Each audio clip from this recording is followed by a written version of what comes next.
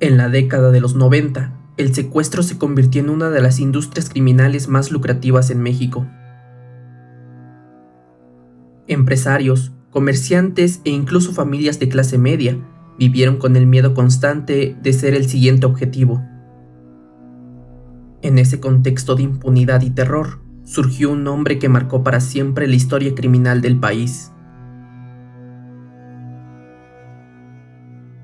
Daniel Arismendi López, mejor conocido como el Mocho Orejas. Este apodo es literal. Arismendi se caracterizaba por amputar las orejas de sus víctimas como método de presión psicológica. Pero, ¿quién era realmente este hombre? ¿Qué lo llevó a convertirse en uno de los secuestradores más temidos de México? Esta es la historia del Mocho Orejas.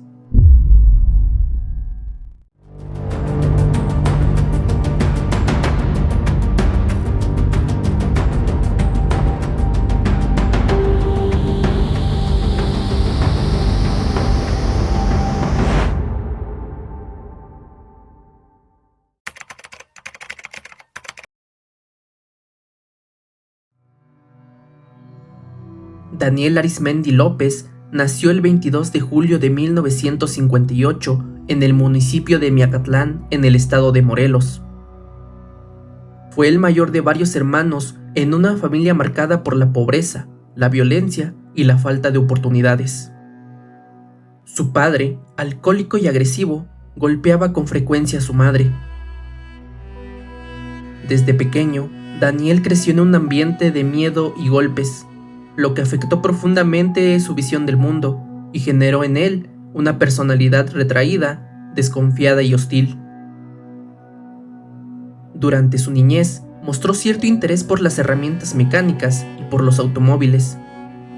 Se decía que tenía habilidad para desarmar motores y reparar bicicletas, pero ese talento se vio truncado por la falta de acceso a la educación formal, llevándolo a abandonar la escuela antes de terminar la secundaria. En la adolescencia, Daniel se volvió más retraído. Algunos vecinos recordaban que era serio, poco comunicativo y con una actitud desafiante. A los 15 años, fue arrestado por primera vez por robo de autos, aunque fue liberado por ser menor de edad. A partir de ahí, su relación con el crimen fue en ascenso. A partir de los 17 años, junto a su hermano Aurelio y varios amigos de su colonia, conformó su primera banda criminal. Se dedicaban al robo de automóviles, extorsiones menores y eventualmente el robo a casas habitación. Daniel mostraba desde entonces una actitud autoritaria dentro del grupo. No solo planeaba los golpes, también decidía la repartición del botín y ejercía control a través de la fuerza. Durante su juventud, Daniel ya había sido detenido varias veces, pero nunca por periodos prolongados. La corrupción en las corporaciones policiales y el débil sistema judicial de la época le permitieron continuar con su carrera criminal sin mayores obstáculos. Fue en esos años que comenzó a desarrollar un perfil frío, calculador y obsesionado con el poder y dinero. En su adultez temprana, Daniel vivió un periodo de estabilidad económica al trabajar como mecánico. Sin embargo, esta etapa duró poco. En múltiples entrevistas posteriores, se reveló que Arismendi ya mostraba conductas de manipulación y violencia. Además de esto, mantenía contacto con policías y delincuentes, lo cual le permitió mantenerse activo dentro del submundo criminal.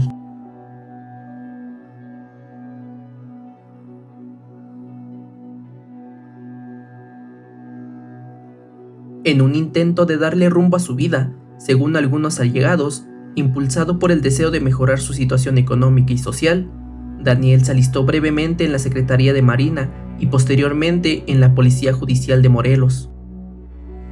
Aunque no hay registros de una formación destacada, sí se sabe que buscó esas posiciones no tanto por la vocación de servicio, sino para acceder a la información y contactos dentro del aparato de seguridad. Ese breve paso por la legalidad le dio una ventaja crucial cuando decidió volver al crimen. Sabía cómo pensaban los policías y cómo evadir controles. Esa información lo convertiría en un criminal mucho más sofisticado y difícil de atrapar.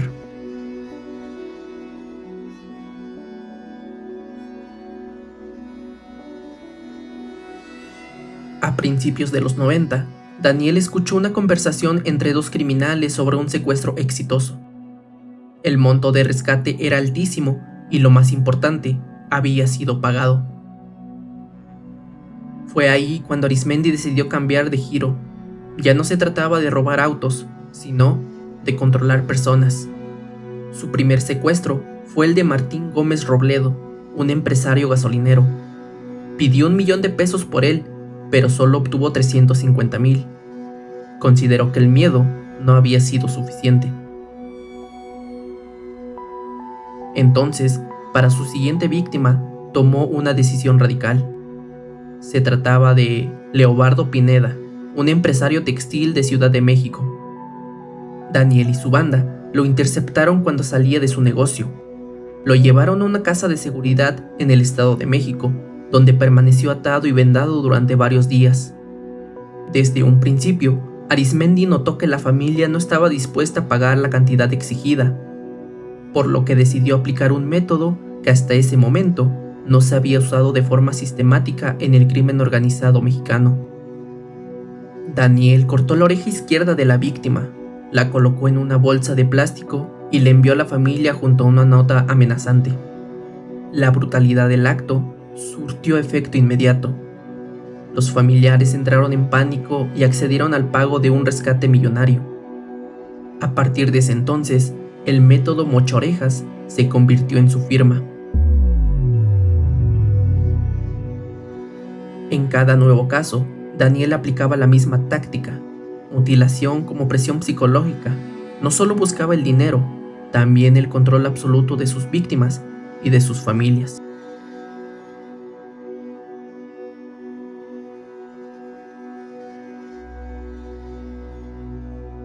La banda de Arizmendi se expandió rápidamente. Operaban en Ciudad de México, Estado de México, Morelos, Guerrero y otros estados del centro del país. Utilizaban casas de seguridad en zonas residenciales para mantener cautivas a sus víctimas. Cada integrante de la banda tenía una función clara: vigilancia, rapto o negociación. Arizmendi centralizaba las decisiones y era conocido por su sangre fría. Se estima que en total realizaron alrededor de 200 secuestros. El monto acumulado superaba los $40 millones. Además del dinero, se les incautaron 600 centenarios de oro y propiedades de lujo. Arizmendi vivía como un millonario: autos de lujo, cirugías plásticas para alterar su rostro, viajes constantes y sobornos a las autoridades. Su protección llegaba a niveles tan altos que incluso hubo sospechas de protección institucional.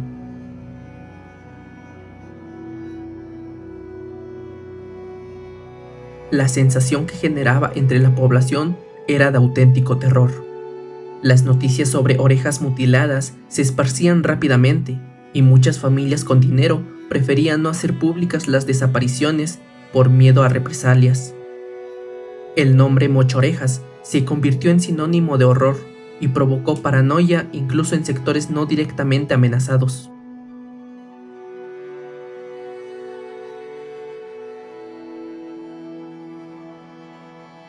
El 17 de agosto de 1998, agentes del grupo antisecuestros de la Policía Federal, conocidos como los Yaquis, capturaron a Daniel Arizmendi en Naucalpan, Estado de México. Fue un operativo quirúrgico, sin disparos.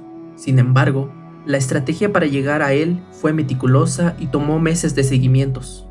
Las autoridades comenzaron a cerrar el cerco a partir de testimonios de familiares de víctimas, análisis de llamadas telefónicas y vigilancia a casas de seguridad utilizadas por la banda.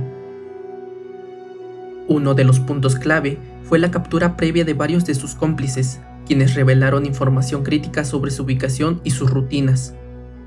Los agentes trabajaron encubiertos y utilizaron tecnología de rastreo para triangular llamadas entre Arizmendi y sus contactos. Finalmente, identificaron una casa en Naucalpan, donde se ocultaba bajo una identidad falsa. Durante el operativo, hallaron millones en efectivo, joyas, armas, documentos falsificados y material que vinculaba directamente a la organización con más de 30 secuestros. Arizmendi no opuso resistencia. Sabía que lo habían vencido. La caída de Arizmendi fue un golpe mediático. Su rostro apareció en todos los noticieros. En conferencia de prensa, confesó haber privado de la vida a al menos 4 personas. Sin embargo, el número real podría ser mucho mayor. Su hermano Aurelio también fue detenido poco después, junto con otros miembros de la banda.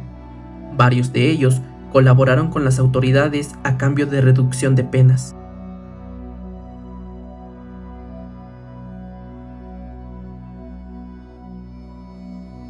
En 2003, Daniel Arizmendi fue sentenciado a 50 años de prisión por secuestro, homicidio y delincuencia organizada.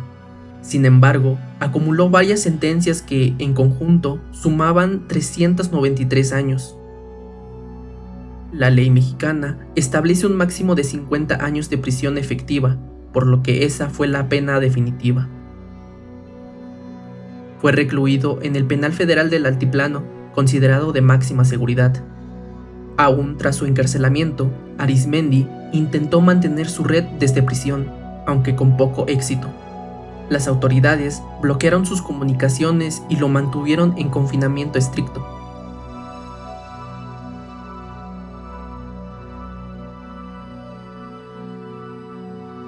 Sus abogados han promovido múltiples amparos, alegando irregularidades en su detención y juicio.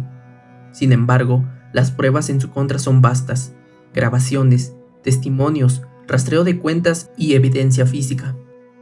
A la fecha, Daniel Arizmendi permanece recluido, sin posibilidad cercana de libertad. Daniel Arizmendi, el Mocha Orejas, no solo dejó una marca de terror en las familias mexicanas, sino que también simboliza un periodo oscuro en el que el crimen organizado comenzó a profesionalizarse y expandirse en nuevas formas. Su historia revela fallas institucionales, corrupción policial y una sociedad que por momentos normalizó el miedo.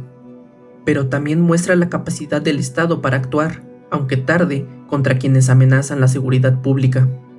Recordar a Arizmendi no es glorificar su figura, es más bien una advertencia sobre lo que ocurre cuando la impunidad y la desigualdad se combinan con la ambición sin escrúpulos.